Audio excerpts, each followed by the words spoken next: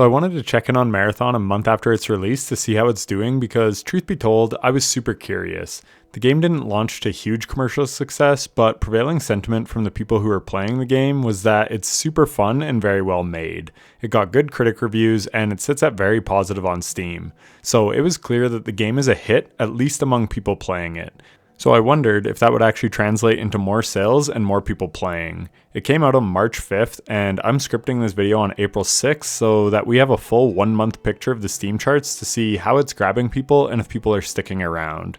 And spoiler alert, they aren't. The game peaked exactly a month ago at 88,000 players on a Friday night on Steam right after it released. And before you come at me and say Steam player counts mean nothing, then A, why are you watching this video? And B, yes they do. There have been reports that the game sold roughly 800,000 copies on Steam, around 220,000 on PlayStation, and around 130,000 on Xbox. Roughly 1.2 million in sales, and around 70% of that player base is on Steam.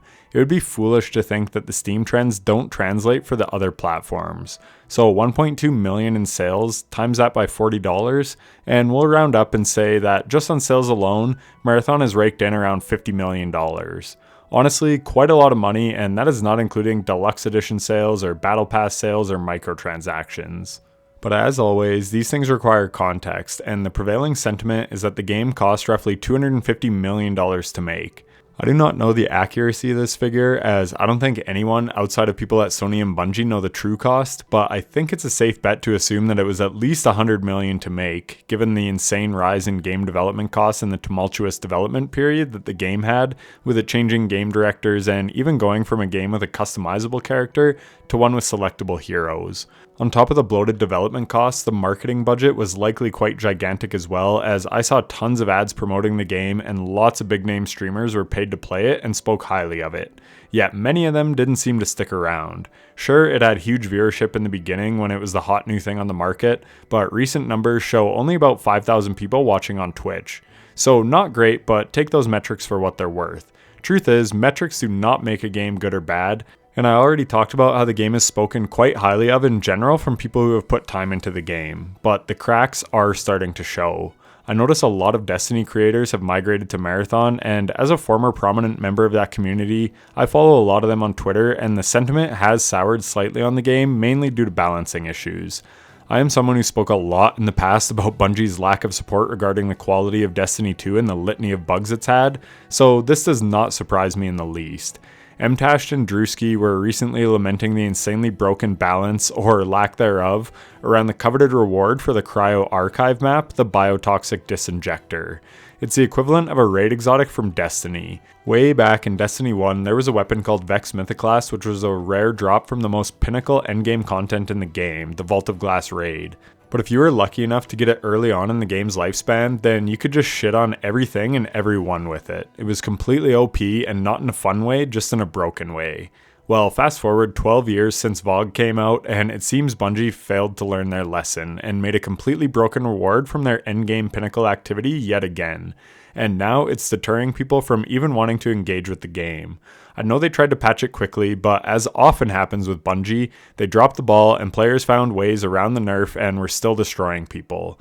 It's one thing to demolish lobbies in a game of Crucible or tear through PvE strikes in Destiny 1 with a broken weapon, but in an extraction shooter, it's something else entirely. You can lose loot that you grinded dozens of hours for in the blink of an eye, just because Bungie failed to properly understand their game. Again, this is something that I banged the drum on for months before finally leaving D2, and again, it seems they've learned nothing. As a result, even the most dedicated supporters of the game are opting out of engaging with the game until this problem child is dealt with. It's not a good look. And speaking of Cryo Archive, it's an endgame map with PvE raid-like mechanics, something never before seen in an extraction shooter. This was the one piece of content designed to separate Marathon from the rest of the rival games in the extraction shooter genre, an experience you can only get in Marathon. And again, by all accounts, it is really fun, albeit with some annoyances like RNG playing a factor on if you're successful or not. Again, that may be fun in certain genres. I've had runs ruined in Mugenics that have been totally botched by bad RNG. And don't get me wrong, it feels bad when I lose my run to something totally out of my control, but this is a roguelite around breeding and battling cats, so it's inherent to this genre, and the game is designed to be unpredictable. In an extraction shooter, RNG really sucks when your kid is on the line and you can lose things that you've grinded hours and hours for, all because of some bad luck. Again, this comes down to Bungie just fundamentally not understanding their game and how to make something feel good. There's always an asterisk with Bungie. They can just never take a win. They created a really cool piece of content in Cryo Archive and then again pissed off a ton of the most hardcore players by baking RNG into the mechanics, stealing agency away from the player. It doesn't matter how flawlessly you played in the run, if RNG fucks you, there's nothing that you could do. Rumor is they address this quickly, but again, to me, it shows that they just fundamentally misunderstand how to make a fun game. They always have to bake in some bullshit in the name of trying to increase player time. Heaven forbid a team clear Cryo Archive too quickly or too consistently. They have to throw in a mechanic that can ruin their run so that they'll have to grind good loot and try again. It's stupid. So how many people did this incredible map draw in when it finally released? Well, on March 19th, they had 51,000 players.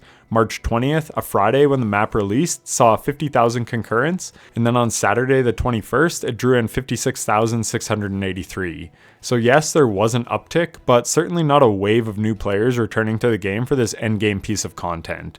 A piece of content so highly regarded by Bungie that they requested game journalists to delay their review for because they hadn't experienced the full breadth of the game until they played this revolutionary map. And big game reviewers politely oblige because they're all in a you scratch my back, I scratch yours, quid pro quo type agreement. By Sunday, it was back down to 53,678, and Monday, under 50,000 concurrents. Cryo Archive is also only available on the weekends, as is Ranked for some inexplicable reason. I mean, I knew Bungie loves their time gates, but Jesus Christ, just offset that shit. Why are you making 2 limited time events available at the exact same time? It doesn't make any sense. Also, time gating a ranked mode at all is a very strange thing to do, but Bungie's gonna Bungie. No one ever accused them of having smart decision makers. And now the player base continues to bleed. On the day of writing this, it had a 24-hour peak of 31,022, down over 65% from its all-time peak of 88,000. And most worryingly, it's still trending down. Yes, it bumps up on weekends, but the prevailing trend is a downward slide. I have no doubt that some will return on a seasonal wipe, as often happens in extraction shooters, but the downward slide is very concerning. Hardcore PvP games tend to eat themselves as populations shrink. The matches become harder and harder because only the truly hardcore and best of the best are still playing. This makes all your matches extremely sweaty, pushing the less hardcore but still dedicated to become disinterested and leave, which concentrates even more top tier players against each other, filtering out more slightly less skilled players into a negative feedback loop. The seasonal wipe will start everyone fresh again, so you do get a clean slate and more people and less OP loadouts from the diehards, so more will return, but then the cycle will repeat, this time much quicker than the first time because a bunch who just played the game on release have already dropped it. In the last 6 months, Hunt Showdown, a 7-year-old extraction shooter, has actually been going up recently, and it's reaching higher daily peak players than Marathon without the huge live service development cost.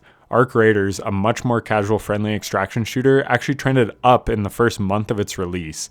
It released at 265,000 concurrents, a very respectable starting point for a smaller studio than Bungie, and then 2 weeks later reached its all-time peak of 482,000 players.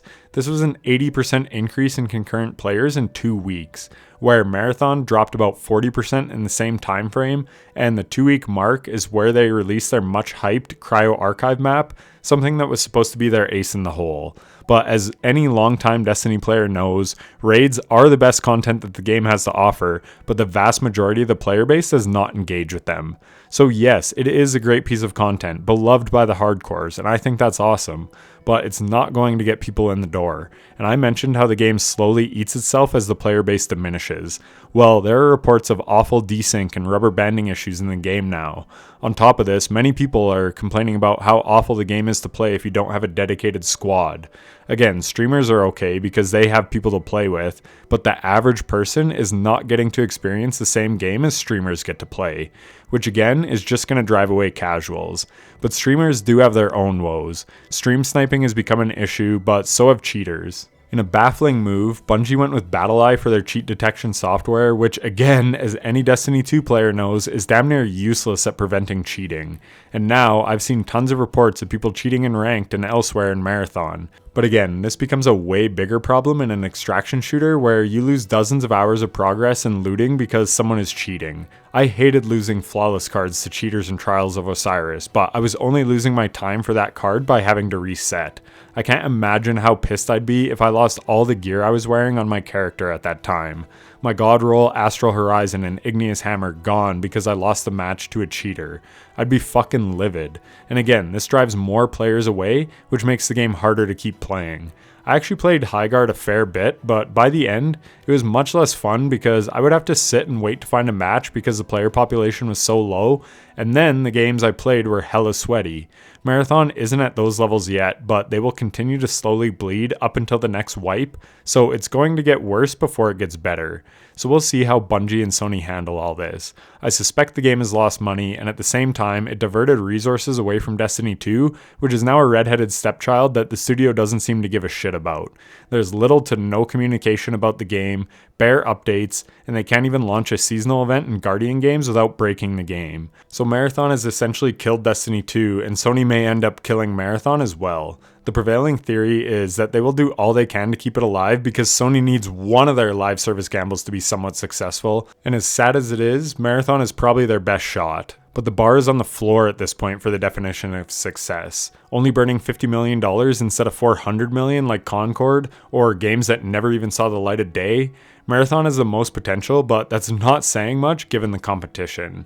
The fact it's getting beat by Hunt Showdown just a month after launch, when their aspirations were to be much more like Arc Raiders, does not bode well for the future of Marathon or Bungie. And don't try to sit here and tell me that they're happy with the numbers they're seeing. Sony and Bungie are as greedy as they come. They didn't want to be a niche hardcore game for diehard players. They wanted those Arc Raider numbers and for Marathon to be mainstream, but they missed the mark. I, for one, am looking forward to seeing how it all plays out. Anyways, that's it. Come watch me on Twitch at itssizzle7 where I'm playing through the Souls games currently. I beat Demon Souls and really didn't like it, and I'm close to beating Dark Souls 1 and absolutely loving it. It's been a fun journey. Let me know your thoughts down below on the future of Marathon and Bungie. I'm curious to hear. Like and subscribe if you enjoyed the video, and lastly, thanks for watching to the end. If you're still here, it means a lot.